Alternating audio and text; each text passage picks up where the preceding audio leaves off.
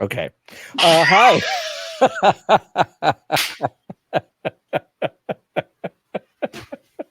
Jordan, I want you to not fade this shit out. I know this is the first episode. Do not fade it. I want to hard cut it at different spot every episode moving forward. Listen, we're experimenting right here with the first episode of the VGB's podcast. Hi, I'm one of your hosts. I'm John Warren alongside Niki Grayson. Hello. Hi, we did it. We're making a show Finally. again. Yeah, so the VGB's podcast is a publicly available podcast on your podcatcher of choice and on YouTube right here where you're probably watching this episode because we're not live streaming it. In the future, it will be live streamed, but not probably until mid-June after all this SGF madness and traveling is over. But VGBs.com is your destination for video games news and culture reporting. It's brand new. It's from yours truly. And you can go there right now, I think, and look up that. No, not like, don't you dare do it right now. It's not up right now. Doesn't work, For Sean. you, Niki. Oh. But by the time that you're hearing this, it may be up. So go there. If it's not up, sign up, and I'll let you know when it's up and running. But the podcast is up and running right this very second. Everything is available to the public except for some episodes of this podcast and some select articles. But I wanted to make sure that everything was not paywalled and also available because, Google's so useful, for SEO now. It's so good for finding things that you want. I can't think of a better search engine. Personally. I think I would rather use Ask Jeeves from 2006 than use Google now. What do you think? Okay. So are you saying, it would be more effective because that was when it worked. That's when it worked. And it doesn't now. It doesn't work. You know what? This is interesting. I have a question for you, Niki. Yes. I should have asked you this before this very moment. Yes. Where's your audio coming from? The wrong microphone, is it? That sounds pretty echoey. Oh, mate. Yeah, mate. Oh. Digital. Yeah, mate. Yeah, how's this?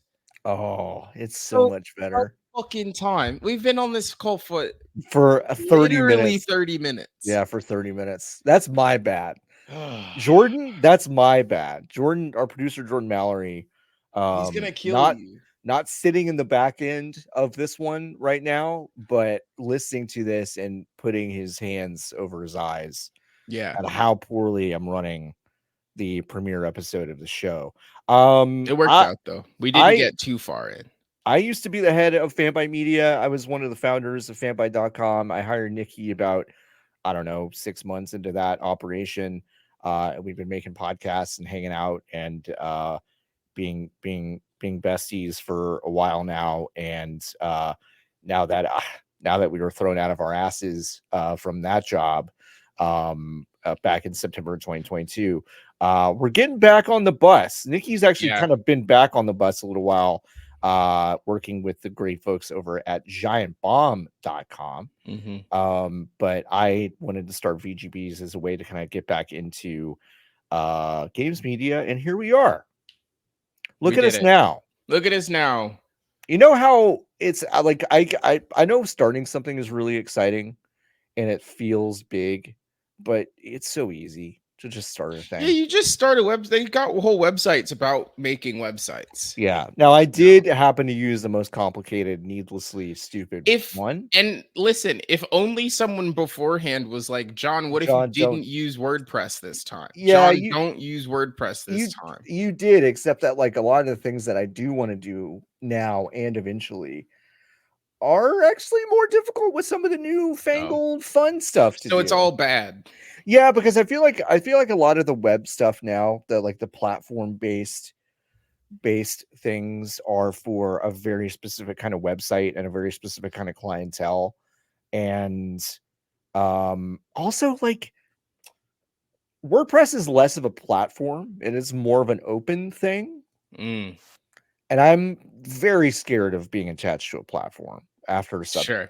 You know what I mean? Sure. Fair. Substack seemed great. And then like a year into Substack, they were like, I think it's okay if Nazi's right. Yeah, we think it's fine, actually. We think it's fine. That's the marketplace of ideas. That's the marketplace of ideas. We think it's okay if Nazis are here on our website. So I was just kind of like, that's fair. I guess so. What if you just didn't have pictures and stuff on it, and you did the honor system? And you said don't access the website, these parts of the website if you don't pay for it, and then everything else was just plain text. The honor system of like so what is that? What is that? Like the maximum fun RSS premium RSS feed in the past. Okay. Where it was like you did it once and then you didn't have to pay them again because they just kept uploading to that feed, allegedly. So basically it's just like, you know, take a penny, leave a penny honor system. Like, yeah.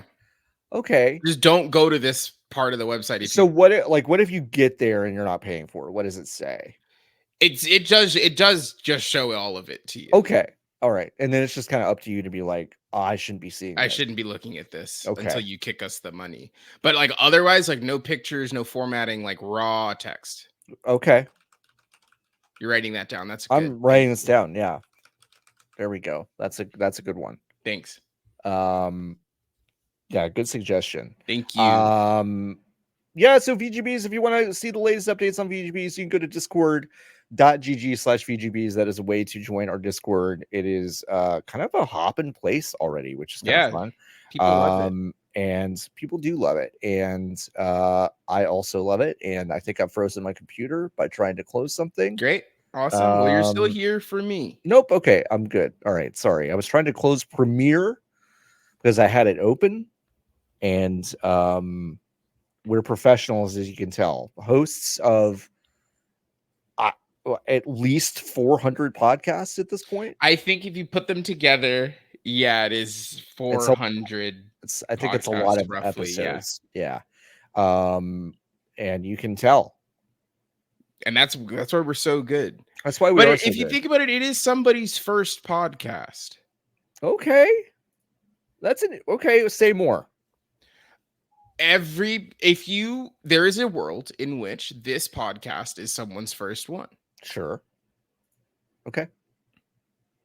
So you got to start somewhere. You do have to start someone somewhere. Might be starting here, which is crazy. Oh wait, see, I already fucked it up.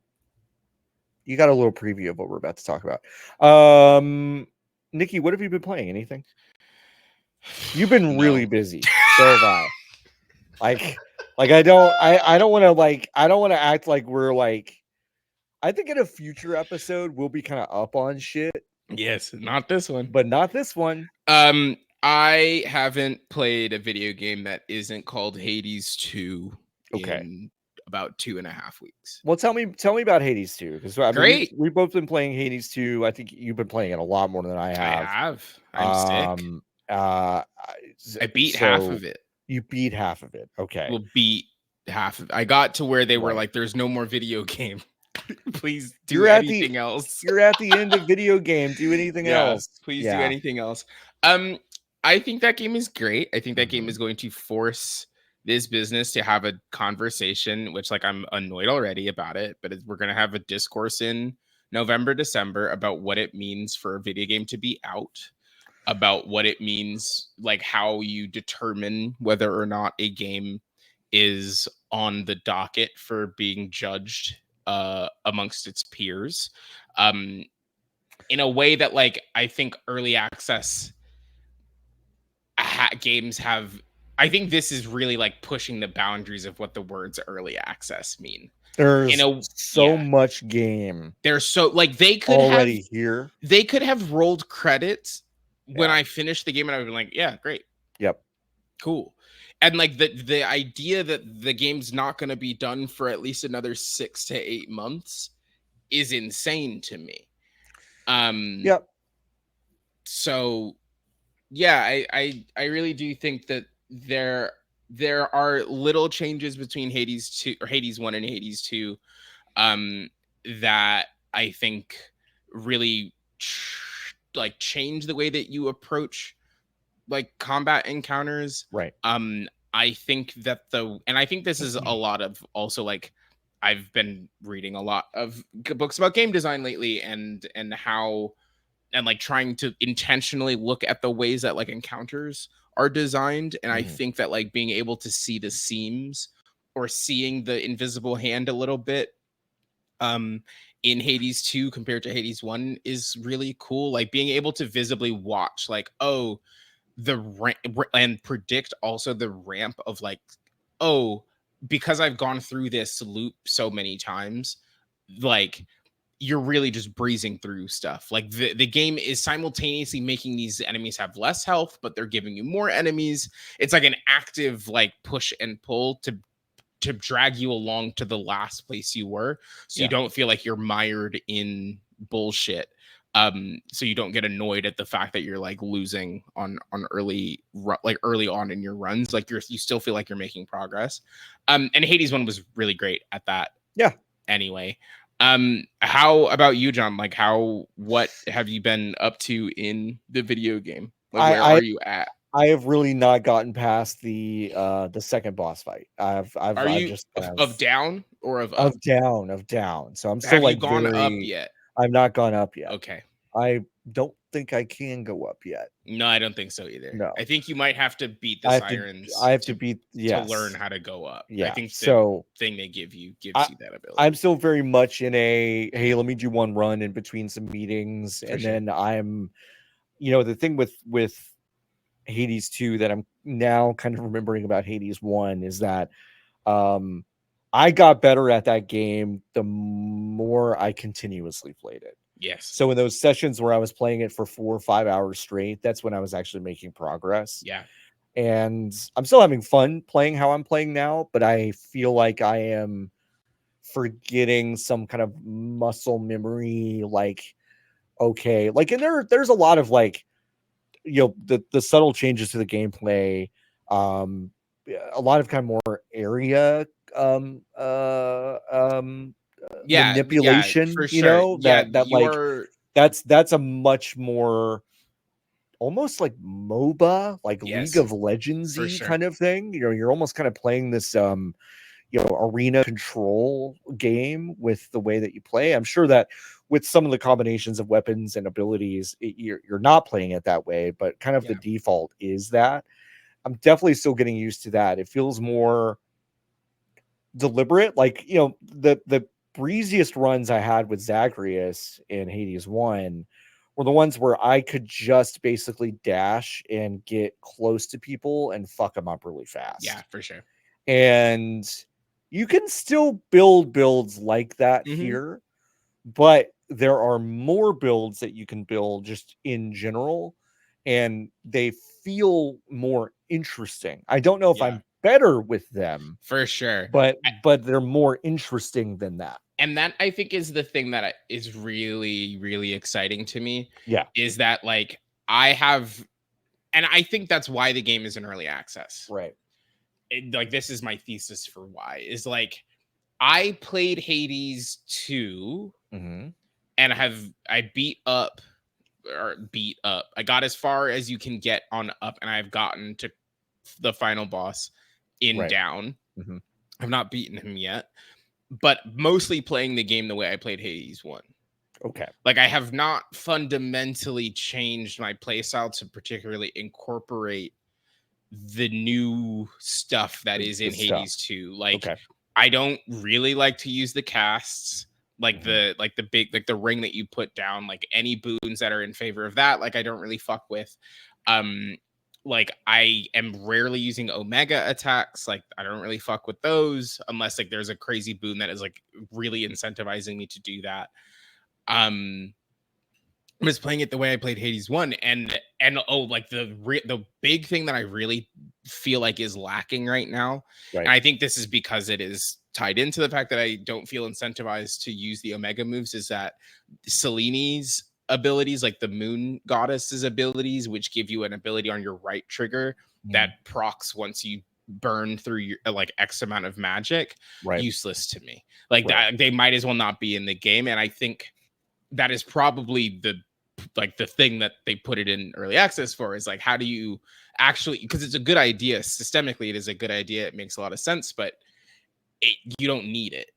Right. Whereas there are in Hades 1, you could definitely create builds that were like special attack focused or normal attack focused, but you did have to engage with all of the parts of the triangle. Sure. On this, you can ignore a lot of this parts of the octagon because there are so many other things. Like you can ignore some of it and still do have a really good run.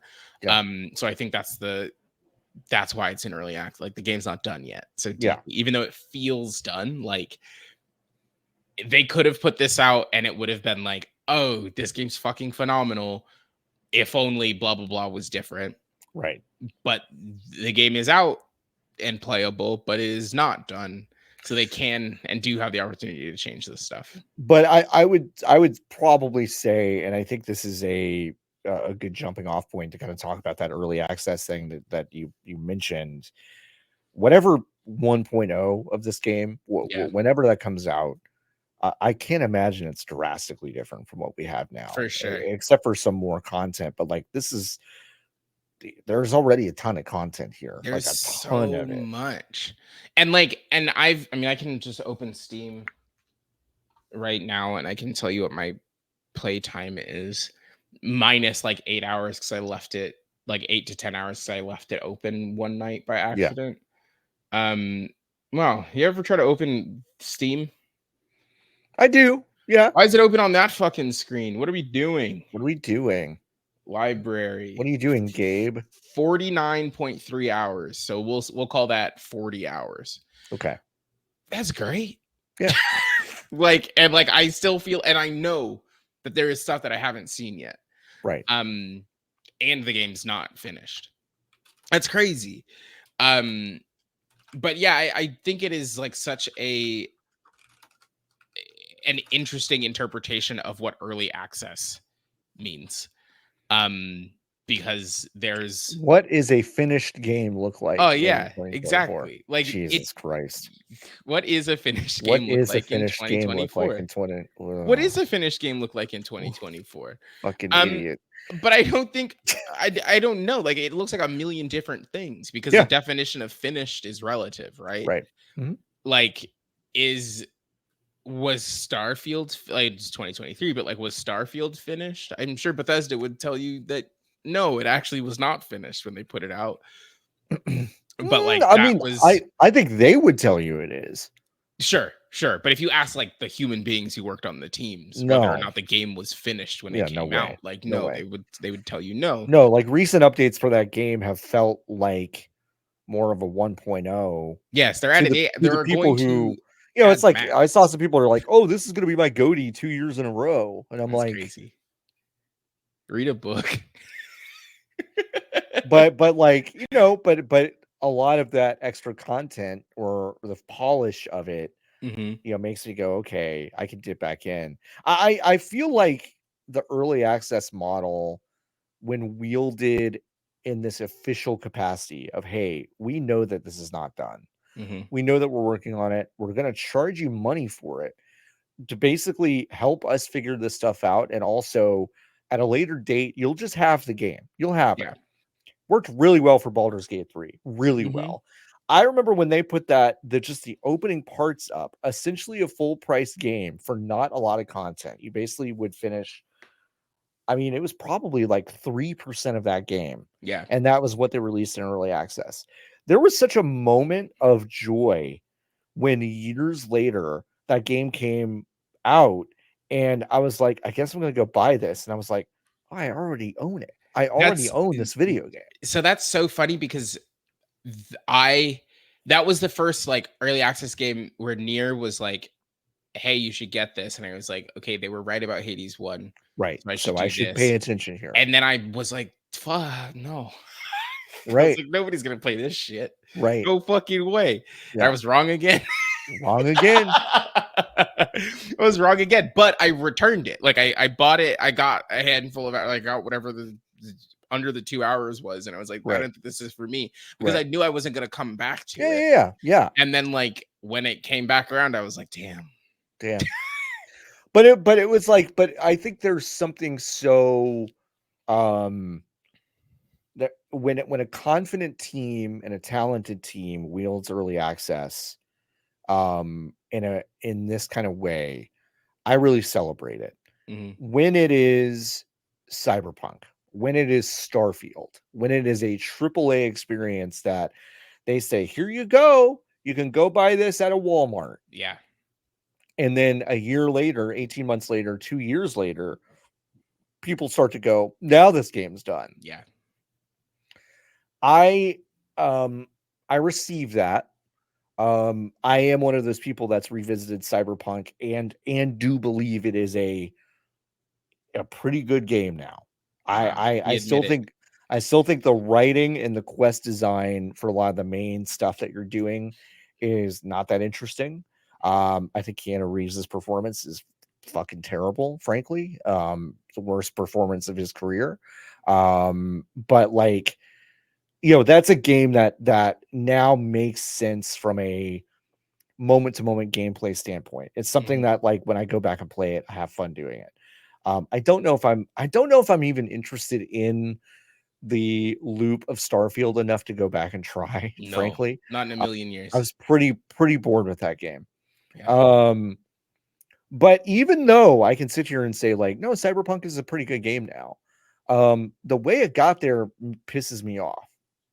Like, Yeah, the for way sure. it got there is just For like, sure. like, go, hey, this isn't done yet. And then I'll be okay, sure. I may not Yeah. decide to buy it.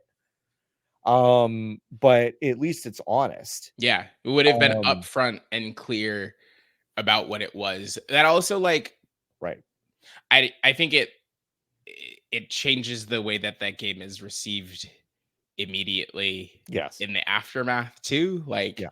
yes, you take a big L if you're like, actually, okay, we're releasing this as a 0.075, Right. and not a 1.0. Like, you take that L from a marketing perspective, but I do think that the L that they took because they had to take the game off the store was bigger. Yeah. So, So, like, what, right. like, damned if you do, damned if you don't. Mm-hmm. I was thinking about a moment ago when you What? mentioned Starfield. Yeah.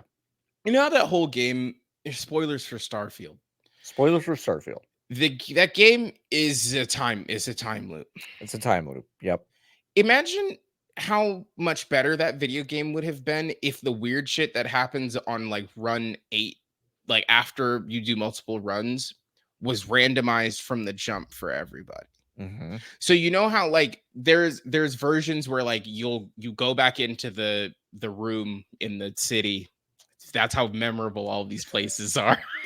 But you're right, though. You know what I There's mean? The always a room in the room. city. Yeah. There's always a city. Right. Yes. Mm-hmm. So, Yeah. like, you go in there and, like, if half of the characters were plants on my first run, Right. then it's like, what the fuck? Mm-hmm. And then, like, also the people I'm talking to are like, yeah, dog, they were all regular for me. Nobody Mm-hmm. was plants. Mm-hmm. Like, that fundamentally would have, I think, changed the perception of that game if it was Yep. weird from the jump, instead of being like, okay, well, first you have to slog through this where it's bog standard Bethesda, Mm-hmm. like every other Bethesda game you've played, and then it gets weird. It's like, no, what if it was weird at the beginning? And also there was a map and it was fun or interesting. Yeah. I think if they had couched that game in this kind of like, yeah, what if they had just said, hey, you are a star explorer that basically finds the secret of the universe, and it's that you're going to basically start over in these pocket universes that loop around constantly. Yeah. If they had led with that. Yes. Yeah, because the twist is not a twist. The twist is not a twist, and also you have to go through a bunch of, frankly, really boring bullshit to get there. Yeah. Yeah, it's so clearly telegraphed to me in the first, like, 10 to 15 hours of that game. Yeah. And it's like, oh, okay, like I get it. Like, and now you just gotta wait and you wait and you wait. And then it's like, okay, like, there aren't even enough. I don't know. We don't have to talk about Starfield. There just aren't even enough interesting things in it to give you, which is crazy considering the scale of this game. Like, to give you the breadth of variety that but you it's all could get out of it. but I think it's actually the opposite. I think it's completely predictable that they would not have this kind of good variety Sure. because you've Yeah. blown the game up so much. I mean, Yeah. it's like No Man's Sky, a game that I've also kind of gone back in and revisited it and Mhm. frankly bounced off of most times that I go back in. I go, wow, they put this in The there. game has gotten too big. It's too big. Yes. It's too big. Has the opposite problem of Kind of what has it the did when opposite it problem. came out. Yeah. Mhm. So yeah, I think there was a sweet spot about 2 years ago with that game. Yeah. And with Starfield, they started in kind of like a you go, oh, okay, so what if it's a No Man's Sky, but like with story stuff? And you're like, okay, tell me more. Mhm. Okay, what if the story stuff was pretty uninteresting until you beat the game? Yeah. Oh, What hold am I on. Sorry. doing? Sorry. I have to let my roommates in. Okay. Then what are we doing for the first 20 hours? And what are we doing for the first 20 hours? What are we doing? Jordan, cut this out. Or Jordan, don't. cut this out or don't. But yeah, it's like, what are we doing for those first 20 hours? Yeah, nothing. Nothing. You're not doing anything for the first 20 hours. Like, it's such a bummer. It's a bummer. But I think to answer your question, like, yeah, we're gonna have a conversation later this year about what a useless fucking conversation in a way. For sure. That's why I dread it. To be like, yeah, it's like, was this done? Like, we're not gonna have that issue on our website because it doesn't fucking matter. Sure. And we understand that. But yes, there will be a lot of conversations when it comes to the Game Awards, which like you may or may not care about, or just go-to lists at the end of the year where people are going to hand wring about what's available to go on a list and what's not. Yeah. Hades 2, if it does not end up going 1.0 this year, it probably won't. This game is enough of a game. Yeah. To be in that conversation. Yeah, exactly. Like, it's on my list. Yes. And like I so deeply don't care about the verbiage that they use. Like, if I can play it, that means that it's out to me. Yep. And that means that it can go on whatever judgment I end up deciding to do at the end of the year. Right. Yep. But like, it's the same way. Like, is Fortnite done? No. Like, it isn't, right? Like, is Destiny done? Like, bad example, I guess, because Destiny's literally done after this one, but after this update. But like, is Destiny done? Is Helldivers 2 done? Is Final Fantasy 14 done? Yeah, like, no, like, it isn't. But it is probably why they've created those like live service game categories. Yeah, the ongoing. Yeah, like, does Hades 2 get put into best ongoing game? Right, because this year, because it's in early access and it's being updated and all that stuff. Right, yeah, which would be crazy. It'd be crazy, right? Like, that's right. Like, that's so deeply why I'm like, the verbiage that we use like so deeply doesn't matter because that's not how you do art. It's not how you categorize art this way. It's not. Like, and I think like if I'm running an award show and that award show matters in any way, I'm eliminating most categories from the actual proceedings, and was like, I would love to wake up and find out that there was one Game of the Year category, and the nominations this year are Hades 2. College Football 25. Yeah. Fucking Final Fantasy 14. Like, if it is a live service game and it's being updated, then I think it's completely okay to just say, hey, this game had a good year. It's a good enough year to say, hey, this might be Game of the Year. Yeah. Fortnite having a banger year by most accounts, integrating a lot of really interesting stuff. But then it's like, okay, but then we're getting into an area where we're not even talking about our early access games. Yeah, for sure. Is Fortnite a game or a platform? Yes. Is Roblox a game or a platform? Yeah. Is Minecraft a game or a platform? Yeah. Like, I don't know. Big. Yeah, it's so much bigger than that, which is why it is easier to put those things into a different bucket. Yeah, because they kind of look alike, right? Like, that's why you put them to the side. But I think in a perfect world, it is just like 15 games get game awards, Right. and it is like they're all the same, and it Mhm. is the 15 games that got the most votes for Mhm. the video game, you know, For video game. Yep. like goodest video game that we liked, and it's the top 15, and Yep. then that's how you do it. Like, and then because then it's like, okay, Hades, this is the other thing. Yeah. Hades 2 comes out, right? Mhm. Indie game, right? Mhm. Comes out this year. It doesn't come out this year, sorry. Is an early access this year. Does it Mhm. get nominated for best indie game? If you've released an indie game that is quote unquote done this year, Mhm. are you going to have to go up against Hades 2 twice? Do you have to do it this year and next year also? I Is don't it know. best? Is it in best ongoing game this year and next year because it came out next? Like what? Like, you know, like what? Like it does. A hard boat to be in. A lot of holes in it. There we go. Wow. Awards are bad. I think we just figured this out. I mean, like, I think it is very fun, and I'm sure we'll dabble in this too about like For sure. handing awards to games. Like, it is a fun thing to do.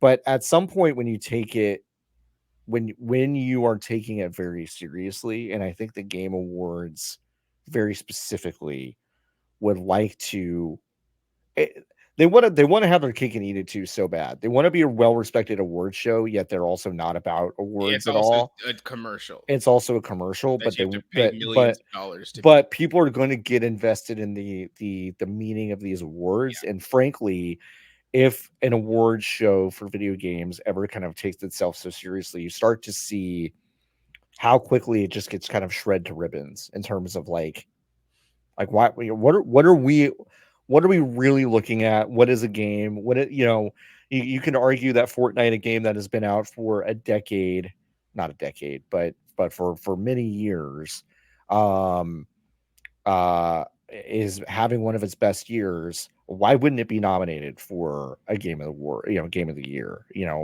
Maybe a bad example, but it's like I, it's just silly. I mean, it's just silly, but yeah, we're gonna have a lot of discourse about what is a finished game. I think another part of the early access discourse, which we'll actually talk about this really quickly now. The Rogue Prince of Persia is a roguelike based on the Prince of Persia universe. It's out in early access now. Diego Arguello, friend of the website, wrote a piece on polygon.com that you can go read right now. It's kind of a review and progress of the early access game. And his take is kind of like, hey, are we starting to see a tipping point on early access in terms of what gets to go on early access? Why is one of Ubisoft's properties going in early access? Why is Ubisoft, who released a Prince of Persia game this calendar year, putting a different game that it also has the Prince of Persia label on it into early access? Like, yes. Also a great question that Diego asks as well. Yeah, Like, like I when I saw that was kind of out this week, I was it's confusing. sad for that team. Yes, deeply. It's one of the teams that worked on the Dead Cells franchise, the Dead Cells game, kind of after the original dev stepped away to go do some other stuff, and they're the ones that made like the Castlevania DLC and some other DLCs for that game, and now they're working on basically their first standalone game partnership with Ubisoft. Very exciting for that team.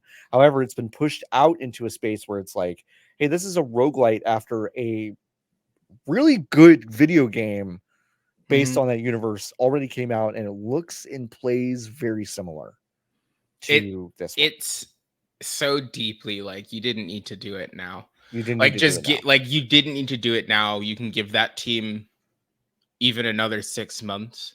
Like or like give Absolutely. like deeply like give them 6 months and be like, "Oh, we announced this game at Game Awards. It's playable now in early access." Yeah, like I do not see the reason that Ubisoft, one of the biggest publishers in the world, could not have floated that team another 6 to 9 months to say, hey, this is basically an advance on what we believe is the uptick in early access subscribers essentially when this game is 9 months further along. Like I or but to trot it out now is going to test, I think, the limits of early access into being kind of a thing where the launch doesn't matter at all. Yeah. Like they don't want the launch to be the inflection point where people jump on. It almost seems like they want it to be a thing where, okay, when the God, what's the name of the other fucking game? It's the Lost Crown. The Lost Crown. When the Lost Crown discourse dies down and people stop talking about that, there might be a natural push for Ubisoft to make from a marketing standpoint to say, hey, go check this game out. It's already in early access. Our most diehard folks have already been in for 3 months, 6 months, whatever, giving great feedback, whatever. But I think that model gets tested here pretty hard. I think it's saturated, right? Like there's so many games like this. And I think it's weird. It's like Prince of Persia is a huge brand, but not for me, Like I don't really know who it's big for now. Yeah, I don't and I guess like I don't know how well that game sold. The Lost Crown sold. It was very good. Yeah. And it like definitely was like the game of the moment at the beginning of the year. Like from a release calendar perspective, like I think less so now, but the beginning of this year was crazy. It's crazy. And like back to back bangers, January, February to March, like before, like in the period between the beginning of the year and PAX, there was always something out that was like zeitgeist. Right. And like, that's the perfect time for smaller games to come out, which is why I was so shocked that like why? Like, why? Like, you don't have to put stuff out. Like, that's so deeply the thing is that like, I guess people are making you put games out, but also like, you don't need to put anything out. No, too early, like you don't gain anything from putting a game out in May relative to December. You are, like on a scale of like this game, like the sales aren't gonna close Ubisoft or keep them open. No, of course not. No. So like, no. I mean, I have to imagine their publishing deal is more of a tight wire with an indie like this. But this is also the same team that marched Skull and Bones out. Yeah, after 35 years of development. 5 years after it was announced, and everyone was kind of like, okay, not to, I mean, it's bad pun, but it's like the ship has really sailed on anyone's interest in that game. I know some people were more were warmer to that game than I think some people expected, but like that was still not, it was a very strange entry. So yeah, I don't know how many people are playing Skull and Bones. Steam concurrence. Yeah, what is that game called? Is it not on Steam? It may not be Skull and Bones. It's not on Steam. It's not on Steam. That's why. You'll never know because it's that means it's a lot for sure. That means it's definitely a lot. Yeah. You got to go through Ubisoft's is it console only? Maybe it is. No, console. It's on PC, but you have to download Uplay or whatever the fuck. Wow. In the year of our Lord 2024. Yeah. Yeah, so I don't know. It'll just be interesting to see how early access is wielded in this particular instance, because it feels like one of those things that in a year people will be like, oh, this has been out on early access for this long. Oh, weird. And we'll have no idea how that has affected the team until they say so, or until it's broken up by Ubisoft for whatever reason or whatever. So so yeah, that's the Rogue Prince of Persia. Sony's had a bad week. I mean, yeah. They had a bad week, and they had a press conference where they said where they spun, we're gonna do the thing that we already have been doing more, and then Yep. everyone was like Mm-hmm. about it, Mm-hmm. and like I don't know. I simply, if I was gonna do an in-house interview of the only developer in my catalog Rolodex that I can name, Right. where like very clear, where Yeah. like very clearly I'm gonna Mm-hmm. make shit up because he's busy doing his Yep. job. Yep. I'd at least ask somebody about it. I would ask someone about Maybe it. even him.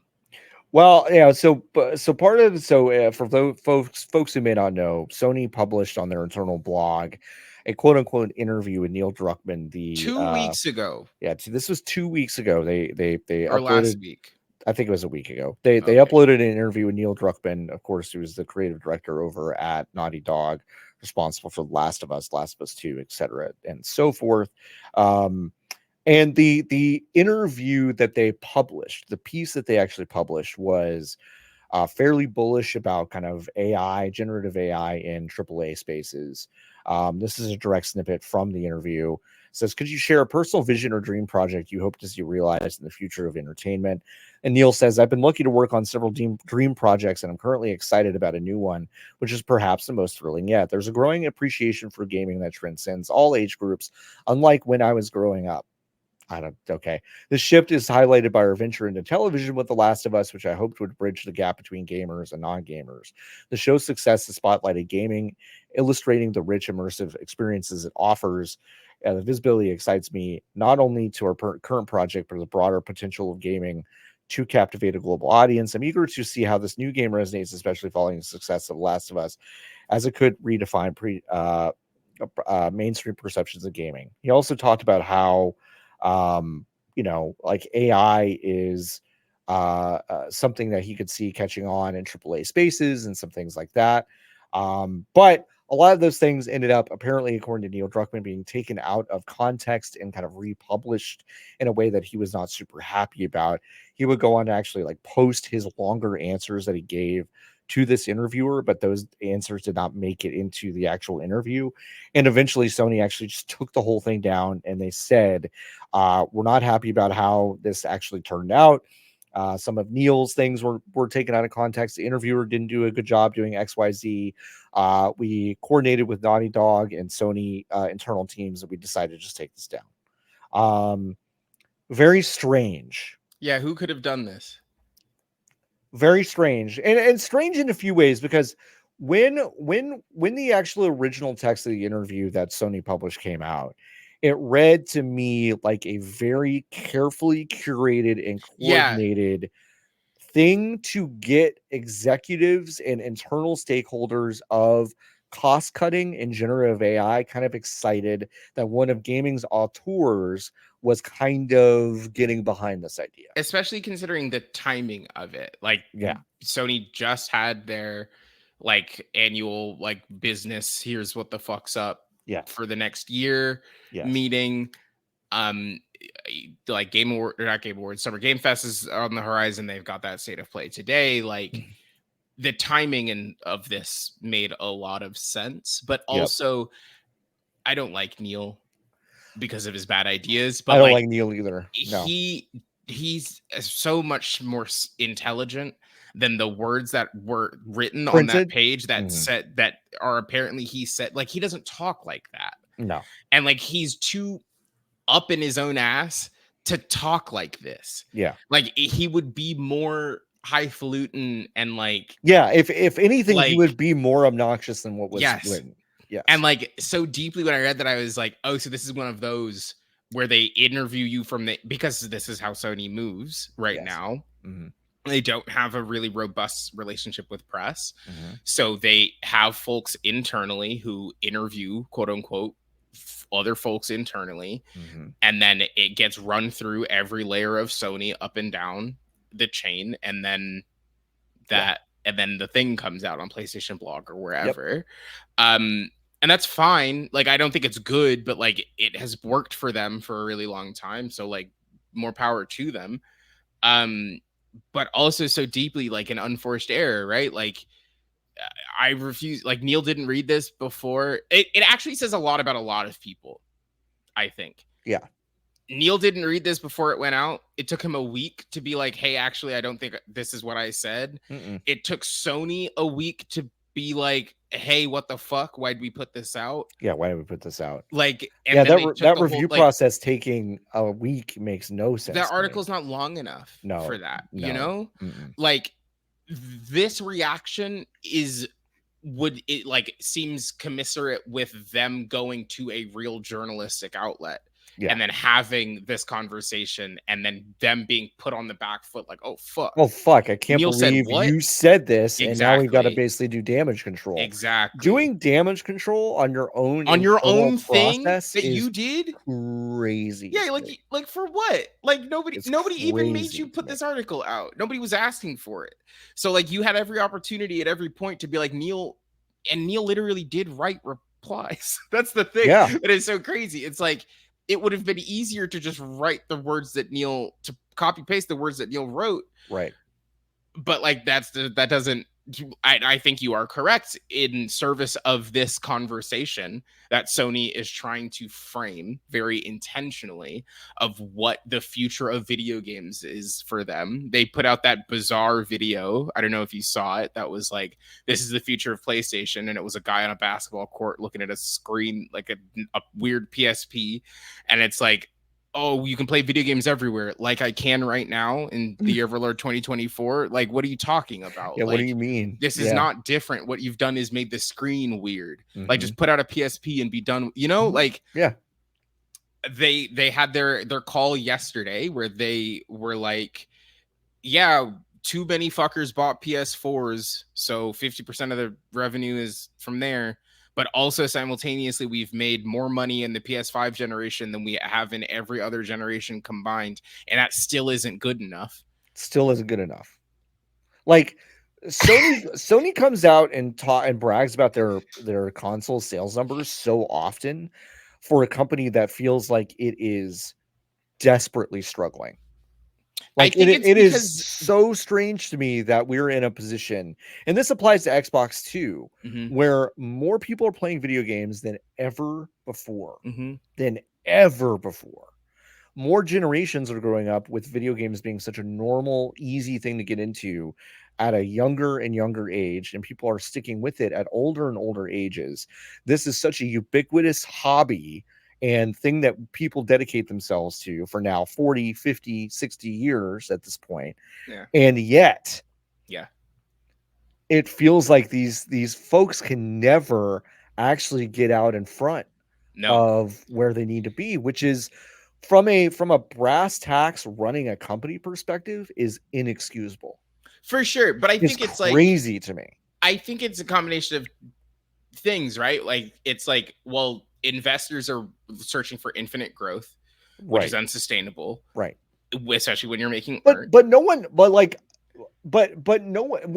think what makes me feel crazy, and obviously, like, we could get into a really heavy-handed and at this point a little bit boring conversation about capitalism and blah blah for blah. Sure. But it's like, for whatever reason, it is actually really bewildering to me that someone at Sony or Microsoft or Nintendo has not looked dead ass into the camera like this and said, infinite growth models are not possible. Yeah. Like, so we need to basically realign kind of our expectations. Yeah, for sure.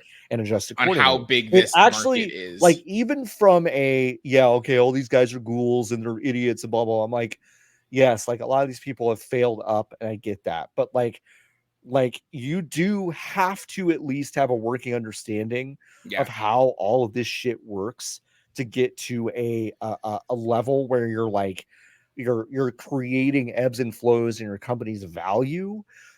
To like, you should just basically be able to say that we can't do this. We're not getting bigger. And I think we won't get bigger. Yeah. But I think that's what Nintendo is doing without saying it. Right? Yeah, like, Nintendo doesn't have to say it because all they're doing, and we've said it on like other shows and streams and things, but this will be the first time I say it on a VGB show, is like the secret sauce for Nintendo.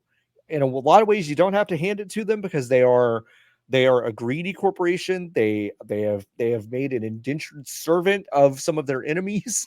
You know, it is crazy to me what they are like, but they have figured out build a nice piece of hardware and make really good software for it every year. That's it. Like that's all you need to do. It's not hard. It is not difficult. It's not hard. Yeah. I also think that like Sony specifically, like they're running out of levers to pull. Yeah. Like if anything, like Microsoft pulled all of their levers too early.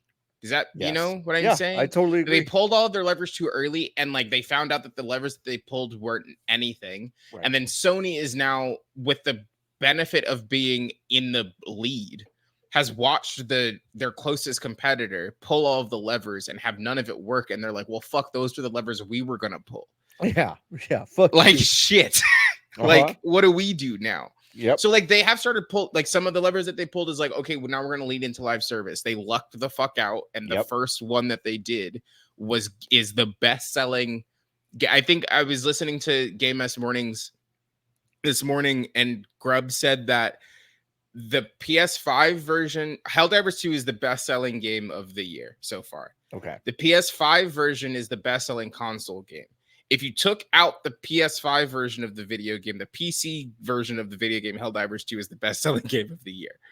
Like, that's unbelievable. It's crazy. It's crazy. Like, they've sold so many copies of that game, and like that's a great lever to pull. Yep. But in 4 years, they will be in the same spot that everyone else who like made this big live service push 10 years ago was in.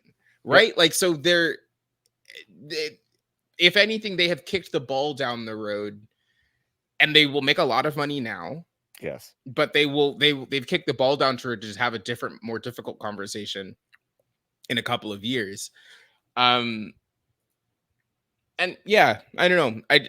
I feel like it is not hard. You make a serviceable piece of hardware that plays good pieces of software, and then that's it. But like, part of it is they did that too good with the PlayStation 4. Right. And that's what they were talking about in this call yesterday, was that like the PS4 is such an unbelievably important part of our business still, because so many people bought the PS4 that it's like, and they're fine with it, that they did not. And like the pandemic obviously fucked a lot of stuff up, but like so deeply fucked this generation. It was impossible to get a PlayStation 5. People had like hard conversations about whether or not it was worth spending $600 on this, $500 on this box.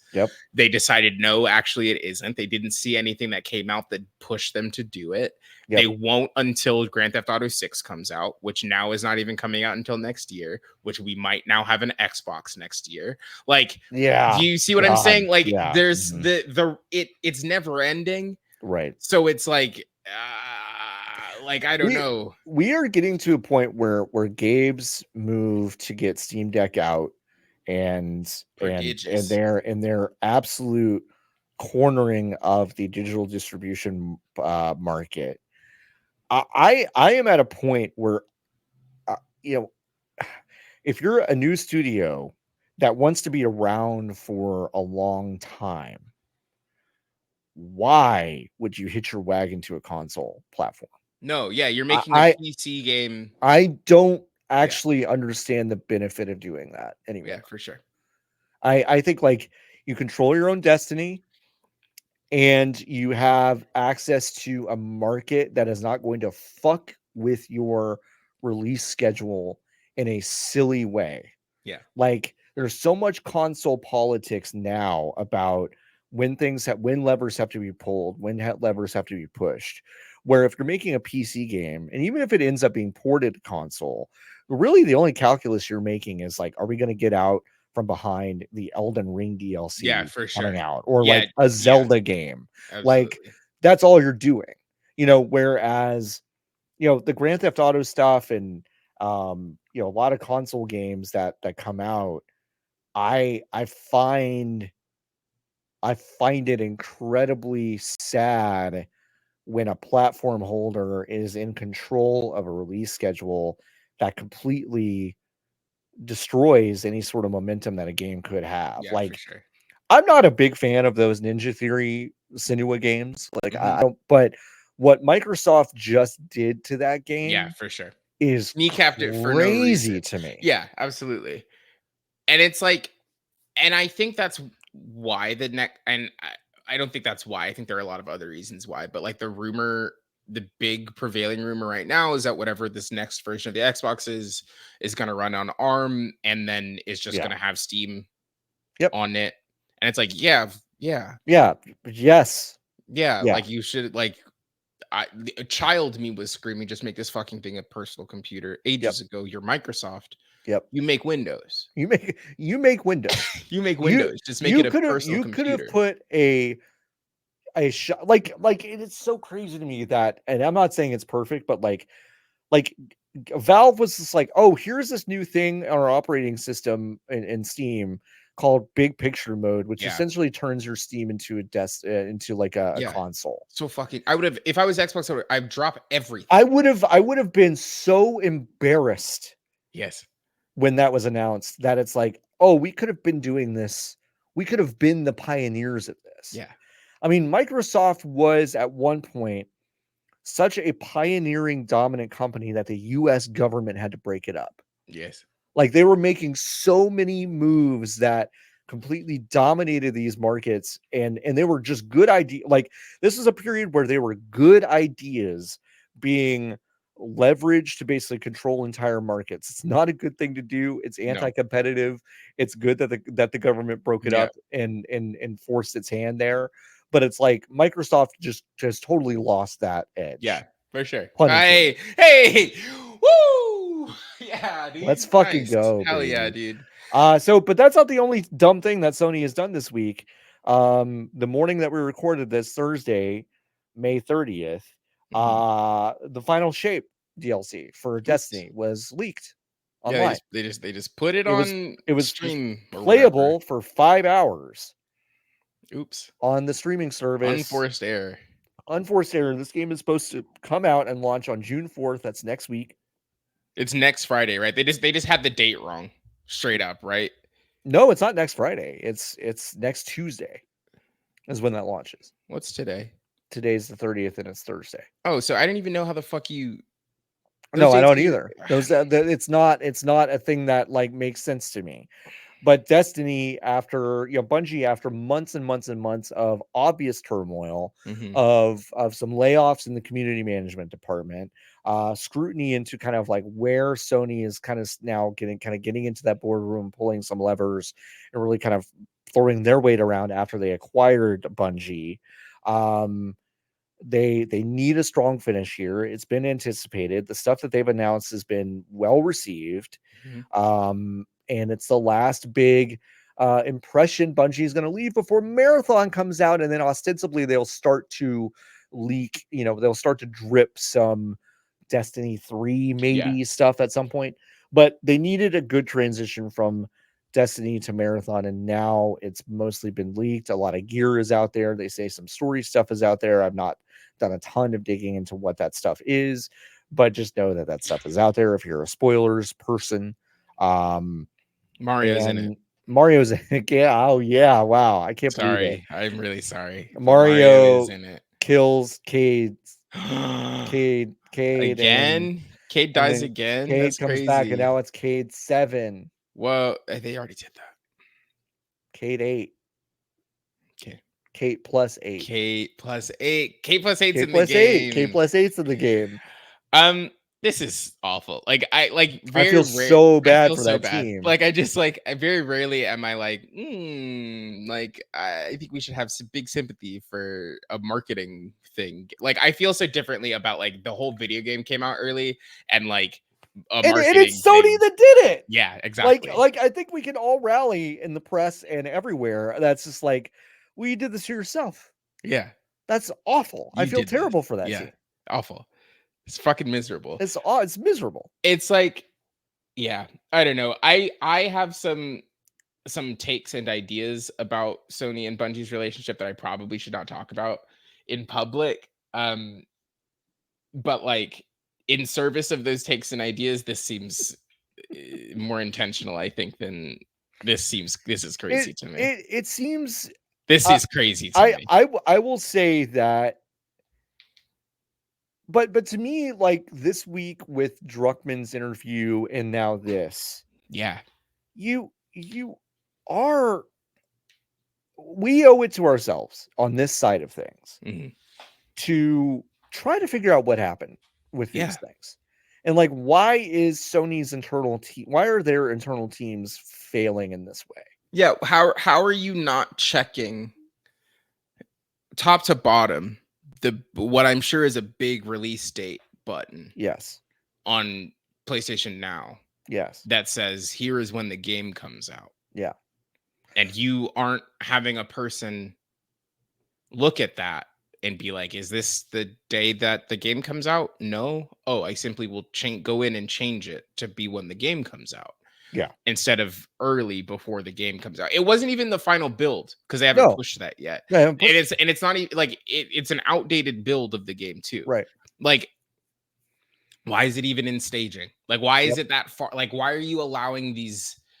And that's not on Bungie. Like, to be super clear, like, why are in Sony's pipeline of things that are allowed?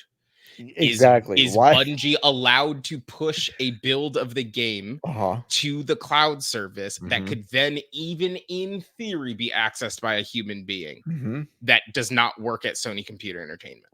Yeah. Why are those pipes connected? Yes. Like, for no reason. Like, you don't need to. I don't know. Like, this feels like someone in the cloud department was like, hey, like, Joe's about to go on vacation and we Yeah. need to like have a code base in the pipeline to basically Mhm. populate some metadata stuff to be ready for the launch on June 4th. Yeah. So could you just like send us whatever build you've got? If I'm at Bungie, I'm going, No. no. But like, I'm sure that conversation went like, oh, we'll just send you whatever we've got, and Yeah. you're not gonna You're not gonna fuck do us. it. Joe's going on vacation. He's not gonna hit the button. Yeah. And then the bug got hit. Yeah. Um, It's silly. And it's just bad. and And I think this you can say a lot of things about the Destiny community. I do legitimately and actually think that they'll just be chill about this. If only because there is the magnitude of this event, like the final shape, it is the culmination of this game's story. Like, I think everyone will be chill enough to be like, we'll put it away. Great question, John. Would the Destiny leak have happened to God of War: The Last of Us? No, it wouldn't have, because now I know you were gonna say some you have takes that yeah, you don't feel like you can say, and I yeah. respect that. But my question is kind of backing into this of kind of Okay, like, I'll say would this have happened to these games? I'll say the thing that I've been kicking around in my head. Yeah. Which is that I think Sony's long-term game is to fold Bungie in separate, and like outside of Bungie does not exist anymore. I think in Sony's perfect world, Bungie is which a isn't team of experts that are helping other yes, franchises do things, basically. correct. Okay. And I do think that they like put out their own games, but like I don't think that Sony Computer Entertainment has an allegiance to the brand Bungie outside of the information and knowledge that they hold. I think the fact that they were already making Destiny 2 and Marathon is a coincidence in the in Sony's pursuit of that company.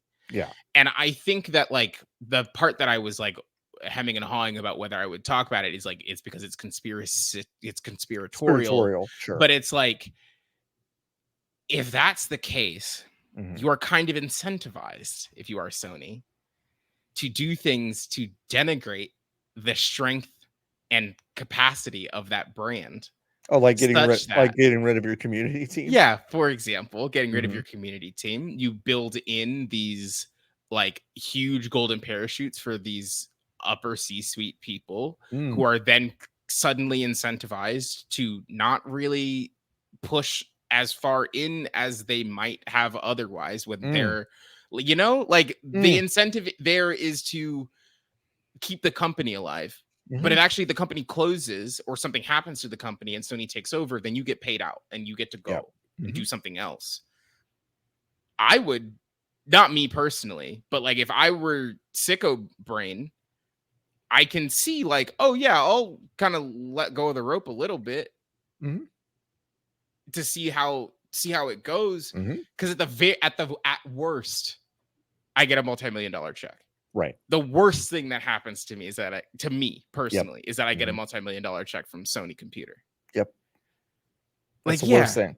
Yeah. So like, yeah, of course. And like this kind of stuff, this small shit, which like, to be so clear, am not saying was an intentional decision because this is too stupid to be intentional. Yeah. I think Yeah. like, but this is the kind of stuff that but happens it's when you let go of the rope. I was about to say, but like intention and carelessness are cousins. Yes, for sure. So I mean, deeply, like you know, it's like there is to me this feeling of like there are extra controls for God of War and The Last of Us. I know Yes. The Last of Us had some leaks, and that Yeah. was like some Naughty Dog stuff that got out. It's a little bit different. It wasn't Sony's fault that this happened. So like there's you know like you know so it's I'm not trying to be ahistorical. I know these Yeah. leaks have happened to these other things, but this specific thing happening of an update being made available to the public ahead of time, I for feel like this game for this specifically, game in this specifically, part of its lifespan, like with the discourse being what it is, with yes, the pressure being where it is, with no way, it's there's it's some like with no stuff way to control here. it because you fired all of the community people. Like Correct. like Correct. ah, Correct. yeah, like Correct. that's what happens when you start to let go of the rope. And Yeah. like I think that there are people, I don't know, this is a speculation, but I think there are people who are kind of relying on that letting go of the rope to, you know, like Yeah. I don't know. I think it's so tough because those folks are great, and I think they make good video games. They do. And like, They and do. I think The moment to moment shooty man's stuff yeah, is so great. is It's really impeccable, good. right? And Yeah. like nobody does it like them, and I think I it's just tough, right? Like it is so deeply in the face of a larger thing that these people are making their art under. Correct. Which is frustrating and annoying. It's super frustrating. I feel yeah. awful for that team. A team I don't feel awful for is the Wildermyth devs. Good for them. Walker Games. They are stepping away from Wildermyth.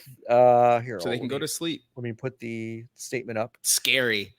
I feel like these should be illegal. Like this you what? know, I feel like these should be illegal. These text. I hate this. I think this should be illegal. I don't think this is good. Unless your studio is shutting down and you're killing every person who works at it, you shouldn't be allowed to put one of these out.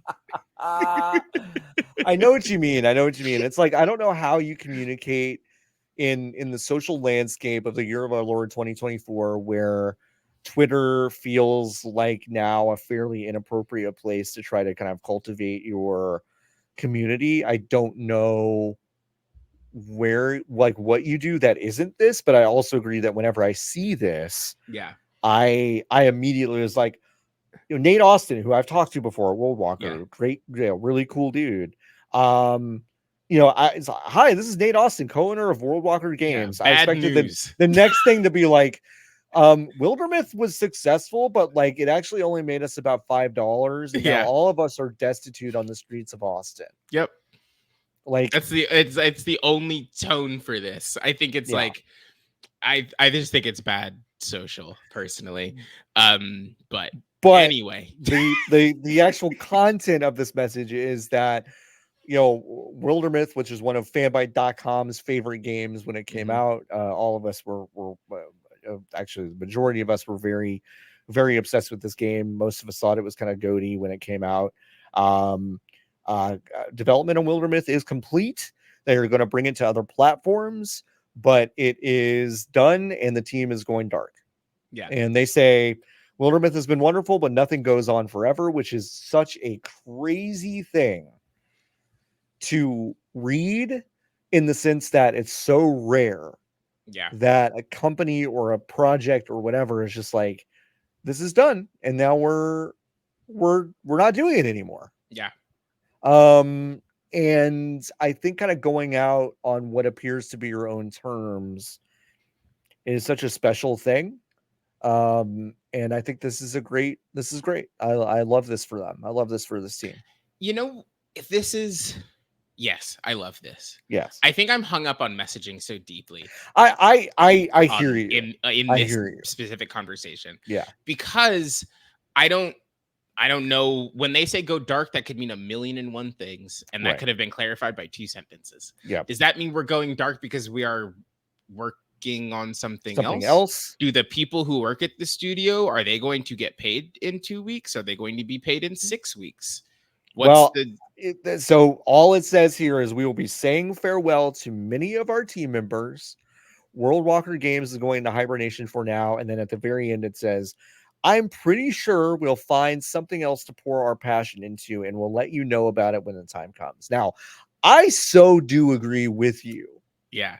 that those 2 sentences are a little weird. Yes. I'll say that.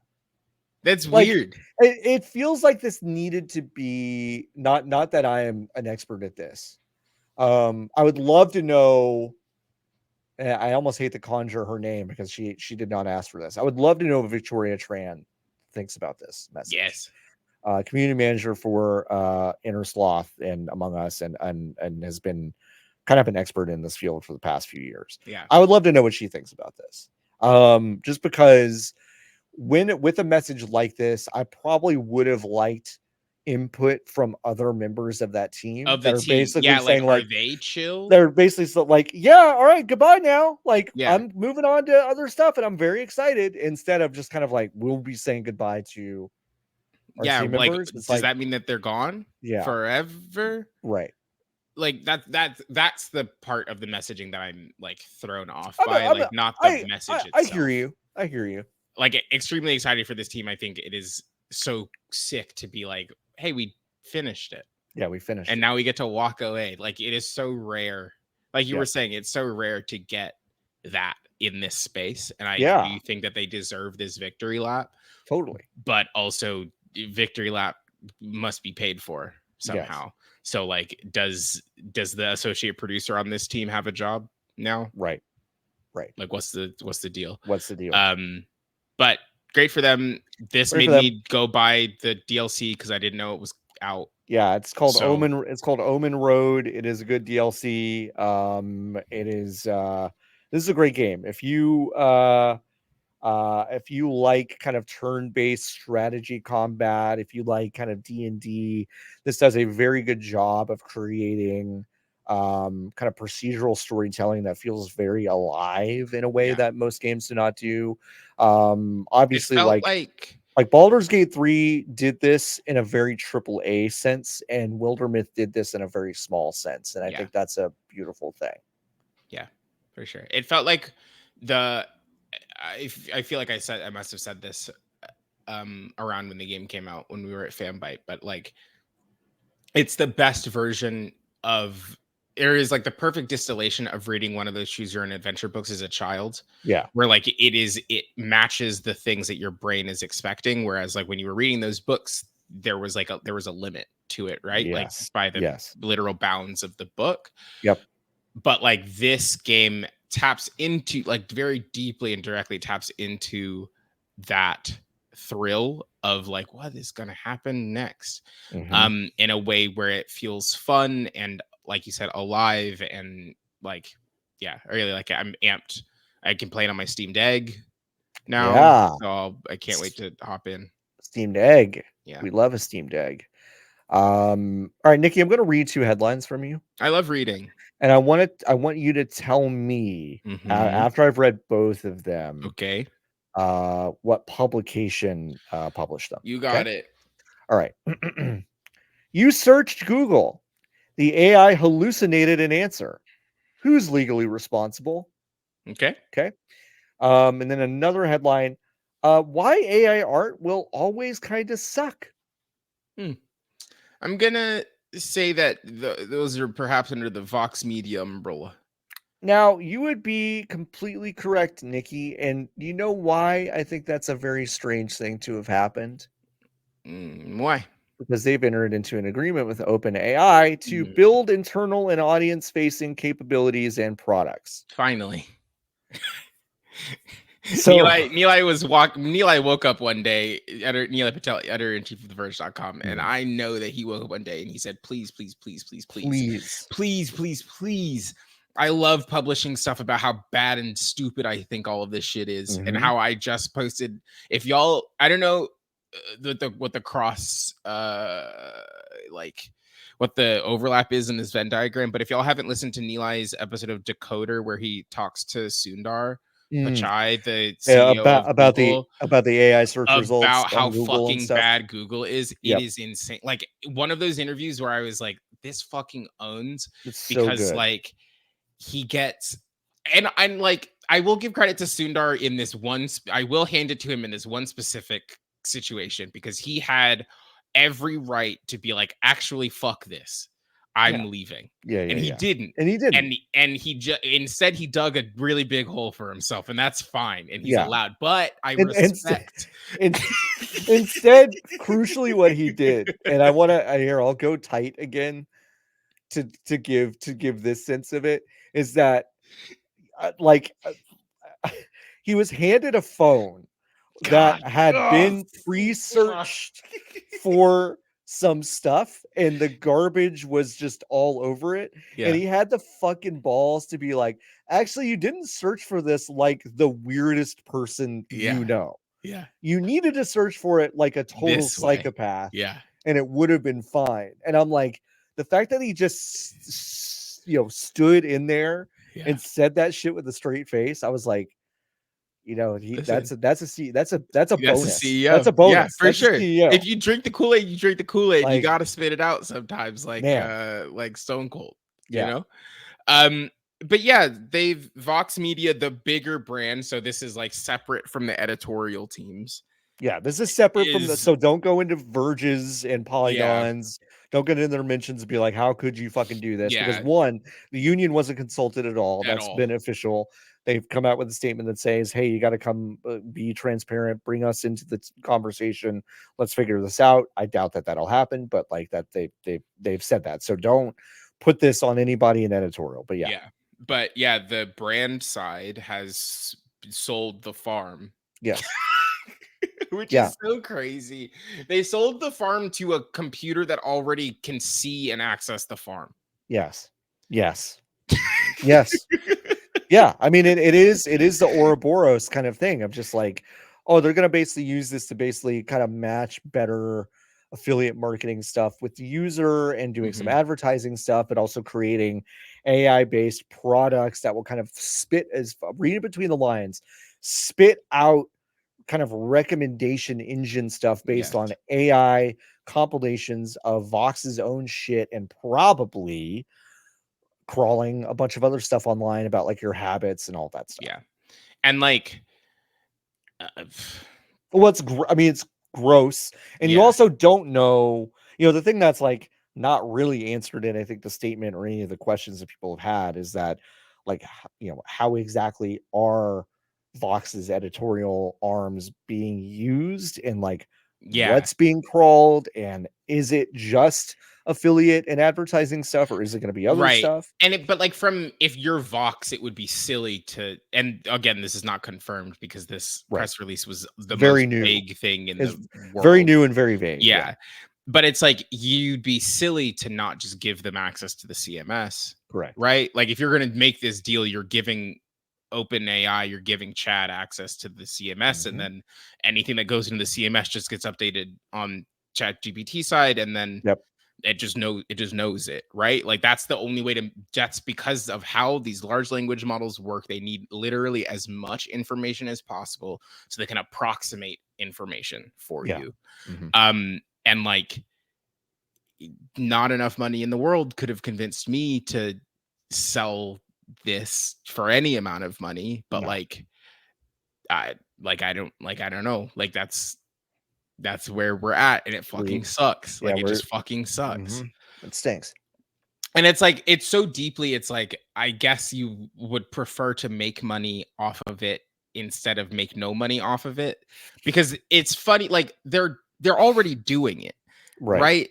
Like, that's just how this thing works. Like, if you give it access to the internet, it can, like, it so deeply can access this. All Vox has done is stop themselves from a lawsuit 3.5 years from now, where they're trying to sue OpenAI, who has no money anymore because they've been shut down or sued out of existence by somebody else. Well, they've presumably taken some sort of payout here too. We don't know what that deal looks like, but it's like that's the other thing is like they could have like I can't believe I'm playing devil's advocate, but it's like they could have basically made the decision. We're going to go in and basically Chat GPT a bunch of our shit, Frankenstein something together and create individual bespoke articles that accomplish what we're about to do with this official partnership. And instead, what they did is they're like, oh, we're going to take a big fat check and then do that. Yes.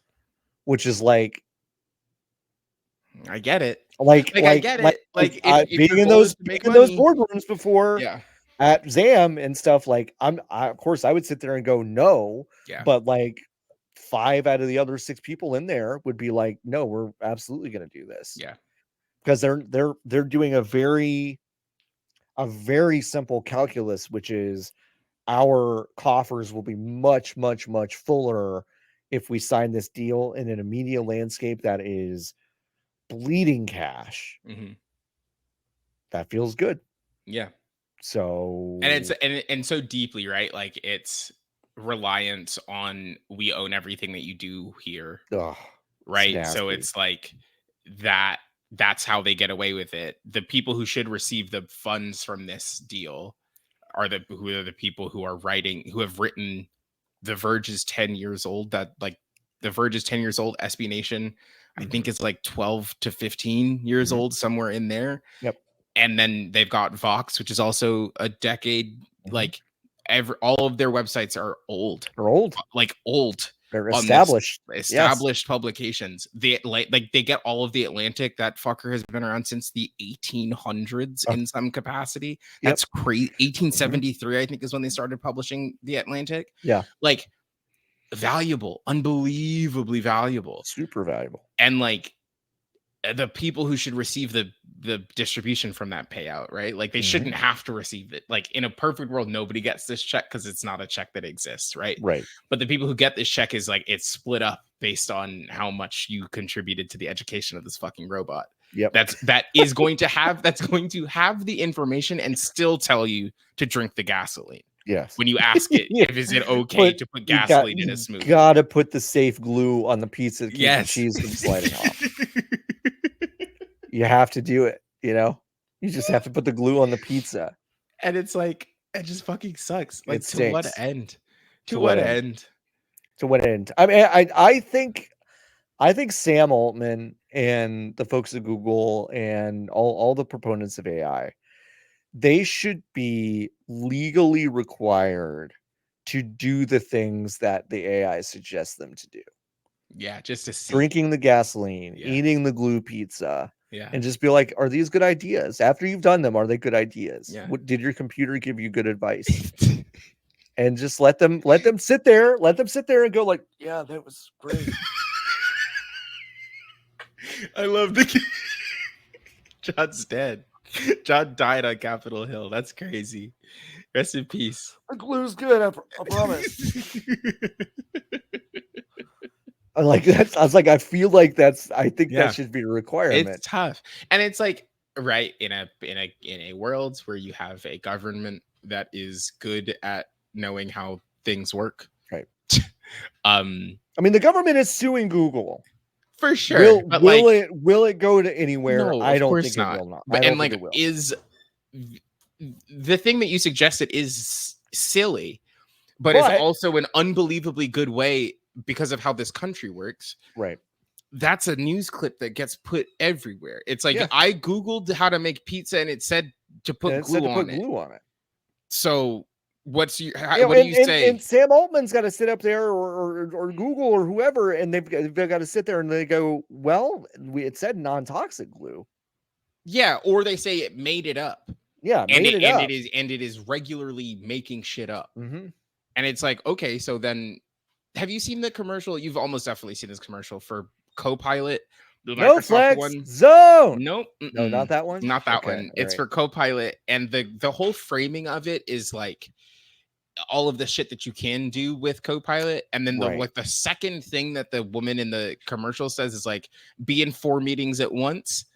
Now you can. And it's like, what do you mean? What do you mean? What do you does mean? that mean? Like, if I went to anybody I worked with and said I'm gonna be in 4 meetings at once, they would go, "What are you What? talking about? Yeah, what are you talking like about? you need to be in 1 meeting now At with once. me." Yes. You know how fucking rude that is? Yes. And Like, also like the solution that they're positing is not what if you didn't have 4 meetings at the same time? It is what if well, yeah. It has nothing to do with really improving, and that's yeah. like that to me, and I'm not saying anything like revolutionary here, but that to me is like such the bottom line of I think where tech is going now is that it used to be, say what you will about Steve Jobs and the introduction of the iPhone, Mhm. but so clearly the desire of that product in that moment was to be like, we're gonna basically give you something that you didn't know you needed. Yeah. And it is a piece of progress that in hindsight is as big as saying now cars can fly. Yes. Like it was such a massive fucking thing. And technology at some point was about improving our lives Mhm. to some degree. And it is But we're done, right? Like we don't need anything else. actively not that. Yeah. And it is I was recently in a entrepreneurship based competition for another business I'm in. And a lot of the startups there were medical. Mhm. And they were basically like, we're developing, I probably even shouldn't say what they are because they're probably NDA'd or whatever, but it's like, we're developing X that is going to make this dangerous medical procedure 85 times less likely to kill you. Huge. And I'm just like, okay, Yeah.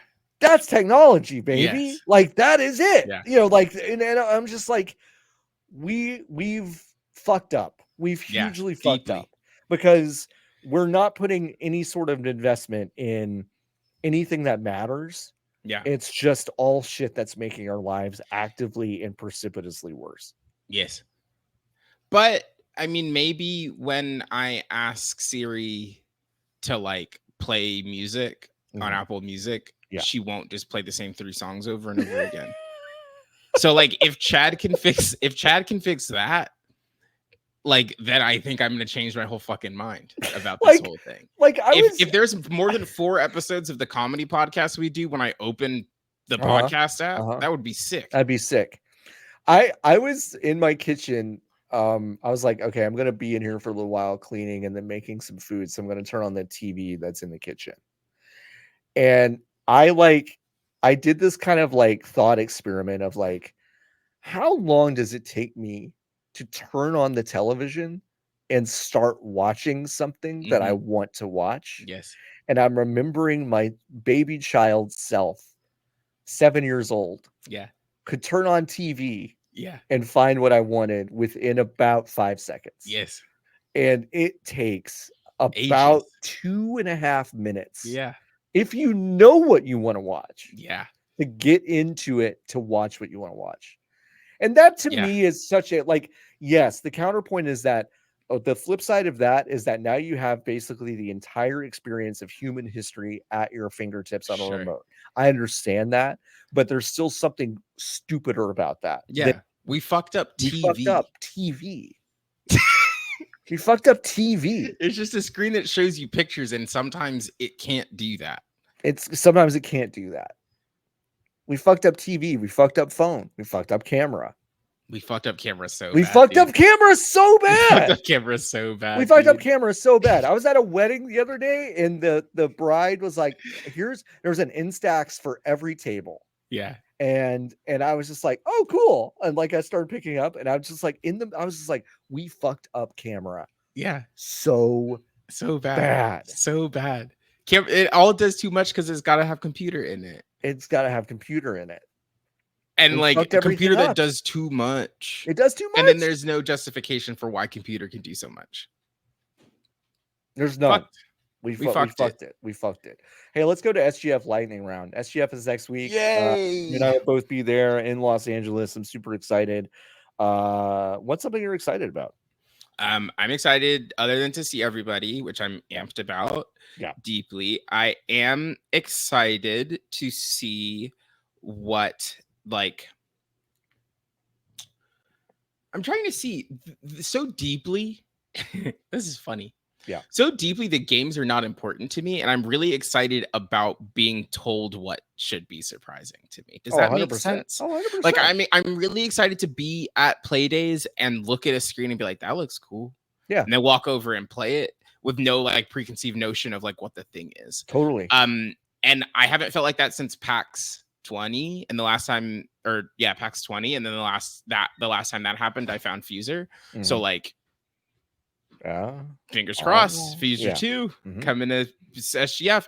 But yeah, that's mostly what I'm excited about. Like, I have it feels like a blue sky kind of thing of like, I don't really know what to expect, and in the front half of this year has been so stacked that it already feels like next week will be some sort of letdown, which is more exciting to me because I'm like, well, now there's room for something to surprise me, if that makes sense. Yeah, absolutely. So that's interesting. Yeah. What about you? I'm excited. Yeah, I'm excited. I'm mostly excited to see everyone. I'm excited to be in Los Angeles again, frankly. Good town. Good town. That'll be exciting. Excited to have writers post on our website for all the stuff that they're seeing, which I'm super excited about. Game specific stuff. I know a few things. Zenless Zone Zero. I think if we find more, it's so interesting because I so deeply don't care about this game, but I'm very interested to see what Monster Hunter people are excited about with the new game. For sure. Yeah. So I'm just kind of I'm kind of excited to see if we get anything there. It'll be the same as the other ones. It'll probably be the same as the other ones, but are we allowed to come out as an anti-Monster Hunter website yet? Sure. Yeah. Okay, cool. It's boring. Make a game that feels good. Make a game that feels good. Like I love the idea. It's not hard. I love the idea. Yeah. Make it. What if it felt good? What if it felt good? What if when I pressed a button, I did a thing? Yeah. And I didn't have to watch a guy think about jacking off his fucking hammer before he hit it into the dinosaur. Stupid. Dumb. I totally agree. Have you played Hades? Make it feel like Hades. Yeah, maybe if it felt like Hades. Yeah. What if it was a good game? What if it was good? Fucking dumb. What does Microsoft need to do next week to make you feel okay about them? And the answer is probably almost nothing. but like, what is there something they can do next week? Yeah, I mean, I guess like realistically, then this is never going to happen. I'll give you an unrealistic thing and a realistic thing. Yeah. The unrealistic thing is that it is like, it's the triumvirate comes out and they're like, hey, look, we're just going to fucking open the books. Here's what the fucking deal is. Yeah. For the next 24 months, here's every video game that we've got. Yeah, and we're going to be we're going to be radically transparent for a corporation, and we're going to tell you all this stuff. We're going to tell you where it is, how, like when it's coming out, how done it is, when we're going to tell you more information about this video game is going to be on this thing, and also we're done. We're not letting any we promise. Yep. Like we promise, or we're out. Yep. You know. Yep. And that's the only, and that's never going to happen in a million years. I would like to see from them. I would love an update on the video game Perfect Dark. Yeah. LOL. I would Game of the Year Perfect Dark. I would like to see more from Avowed. I don't think I need to see more from Indiana Jones, but I do want to see more Avowed. I would like to know if they remember that they have Halo. I would like to know if anybody, Sony or PlayStation, has anything to say about, you know what happened to me, John? What? We're not going to get it. I think I was excited about Grand Theft Auto 6 last week. Yeah. I mean, yeah.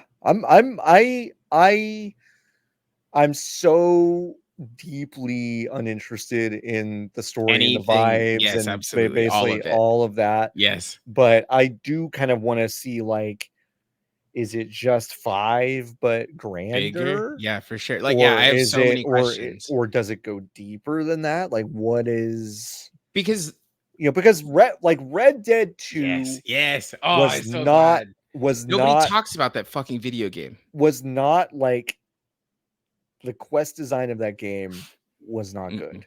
Okay. A lot of that stuff did not feel good, but they introduced things in that game that I was like, this might be pretty tasty in a Grand Theft Auto. Yes, and we're not going to get it at either one, but like Probably. if Microsoft was like, we're announcing a partnership with Yep. Rockstar, Yep. like with 2K, like blah blah blah blah. Yeah. Here's all this stuff. Like Yep. that would be cool, interesting. Yep. We're gonna instead though they're gonna announce 2 small indie games. We're gonna get gameplay from Fable. We're gonna get gameplay from Perfect Dark, and then there's gonna be 75 minutes of Call of Duty Black Ops 6. Sorry, Call of Duty 24 Black Ops 6. Call of Duty 24 Black Ops 6 starring Saddam Hussein. Yes. The thing in this one is, what if it was the 90s?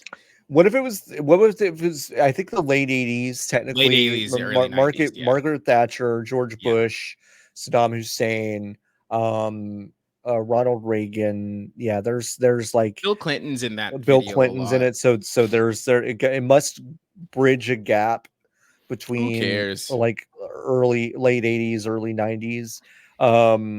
Yeah, if you haven't seen the video for that, it is a doozy. They're trying to kind of get behind this kind of like, what is truth? The powers that be will control what truth is. they did that already. They did that already. The one that I worked on was that. Except it was what if we put computer in your brain? What if we and it's the future? Like, it was crazy. What if we put computer in your brain? Hi, I'm Elon Jusk. Yeah, welcome to Black Ops. Just, and I'm being played by Christopher Maloney for some reason. Yeah, I saw that dude's face so fucking much over the course of that 8 months. You can't watch SVU now. No, you didn't before. I mean, I couldn't before. Yeah. All right. What does Jeff Keighley need to do? What for him to have a good week? Because we want Jeff to have a great week. Not get run up on. Yeah. Okay. If I see that guy, I'm fighting him. That's not true. Fighting him. You're fighting Jeff. I reasonably can't say that because I can't. That was parody. That was a parody. That was parody. Yeah. I don't know. I mean, like, I think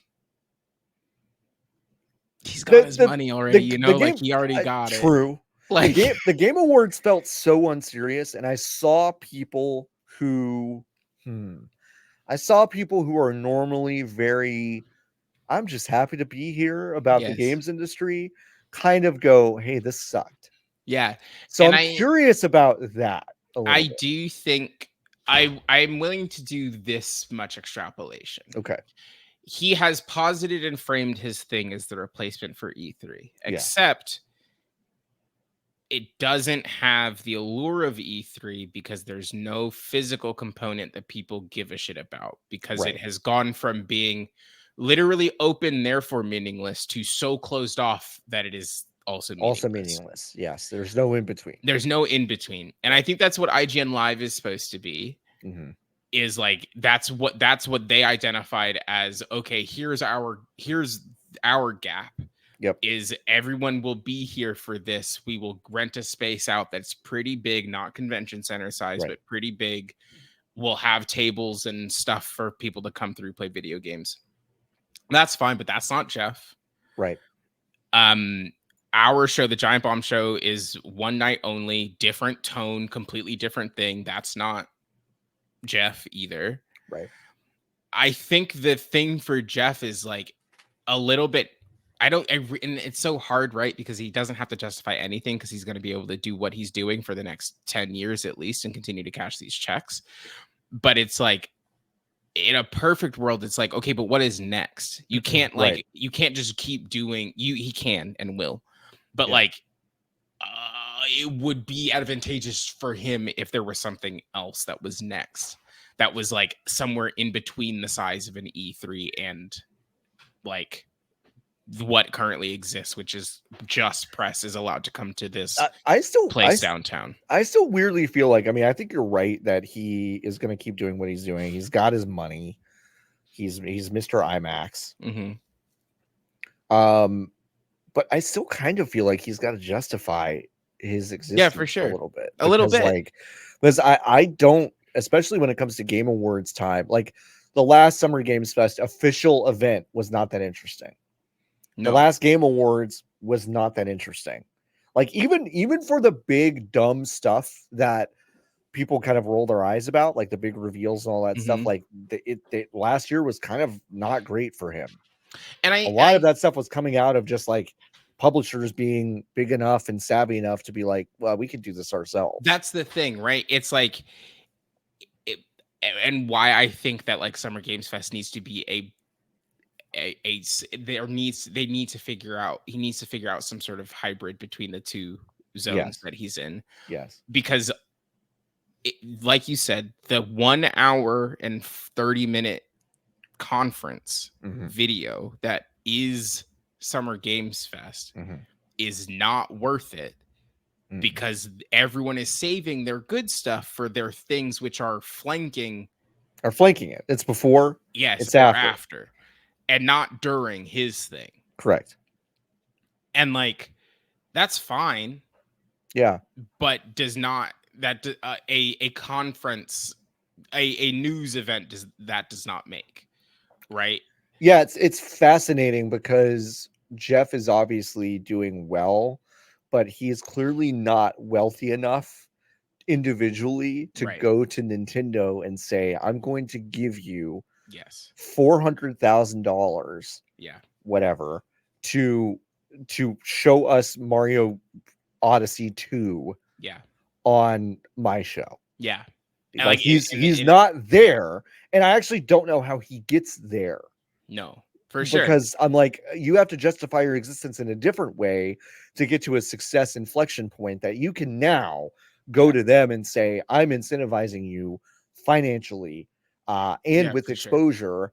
But it's like if you don't have the financial and the exposure, it's like, well, then it is just a fraction more expensive for us to produce our own thing, and we control the messaging completely. Yeah, which is why it's so damning on the part of the ESA that they couldn't figure out how to make E3 Gamescom, right? Yep.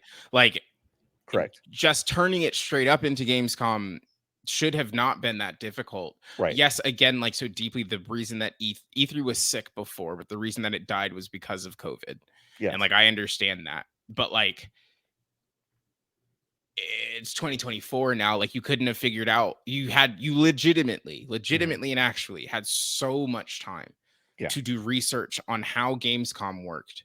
Yeah, right. To be like, okay, we simply will do this. And it's less of an imposition for people because it is not in Germany. Right. Yeah, exactly. Right. It's a huge deal. It's so a huge deal. Like it just seems silly to me. But like the vacuum of E3, I still think, and I think the shadow of it will continue to loom large forever, actually, because it represents a time in this space where things were different. Right. And I think we are now in that weird adjustment teenage period where like nothing is the things that feel concrete are not really actually that concrete. And like there's a lot of it feels uncertain. But I don't know. I think it'll be fun. Like this is more interesting to me from my brain is working perspective than E3 was that first year that I went, because at the time I was like, this is sick and dying and it sucks. It was weird. Yeah. It was the event was not well.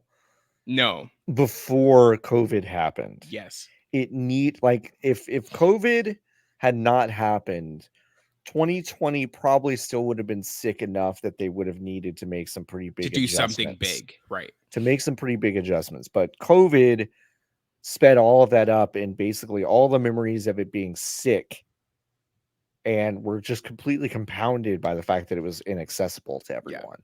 So then it was just like, well, this is kind of easy to get rid of because it was not in a good place. It wasn't before. anything anyway, for sure. So yeah, but it's like at some point, the only thing Keeley is right about is that I think he's kind of tapped into is that like I think people want a reason to congregate in a space with other people that do this because it energizes almost everyone that goes. Yeah, it gives them a reason to kind of double down on the kind of work that they do. And it makes you excited about the potential of games again, especially when things are pretty grim in the news cycle for the most part. I mean, like, the conversation we keep having, which is, you can have both these conversations at once and still kind of give each of them the space that they deserve. But it's like, the actual art of making games right now is so sick because of corporate greed and all of that stuff. And yes, it is not a good place. I don't know how we get out of it without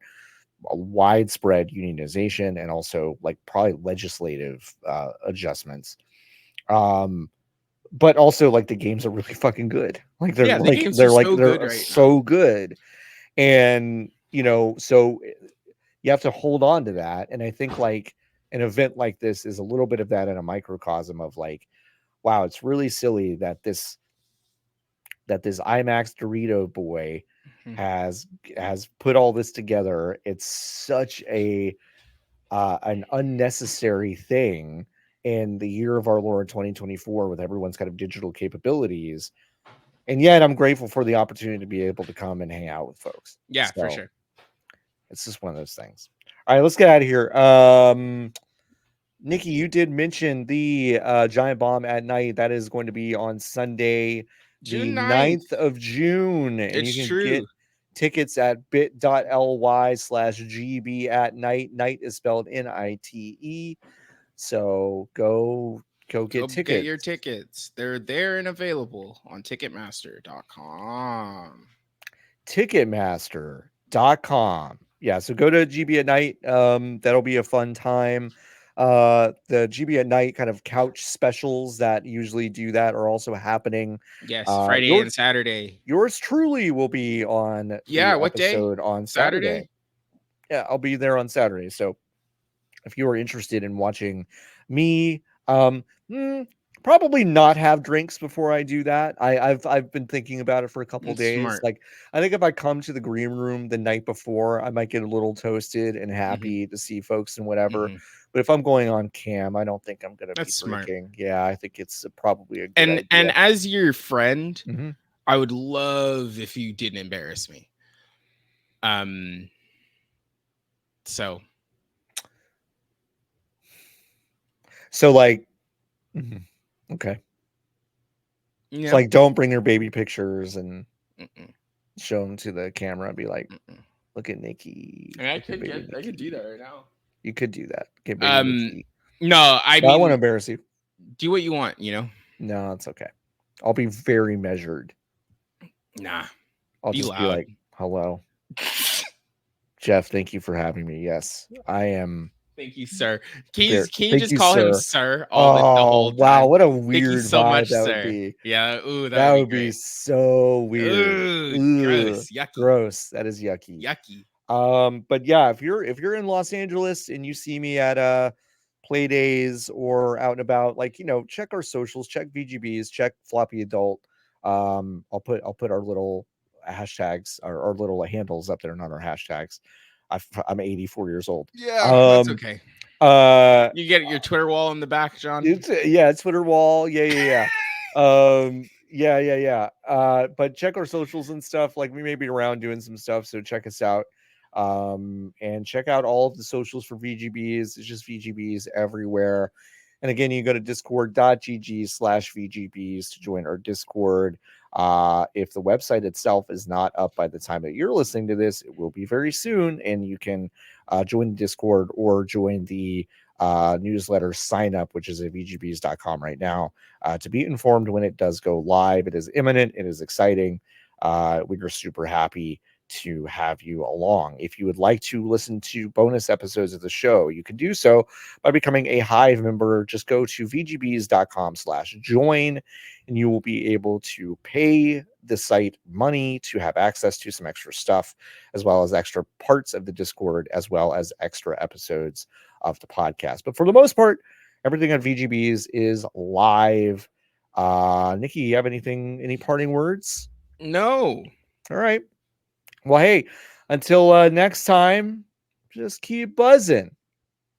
Oh, I get it. Yeah, bees. Bees. Bye, everybody.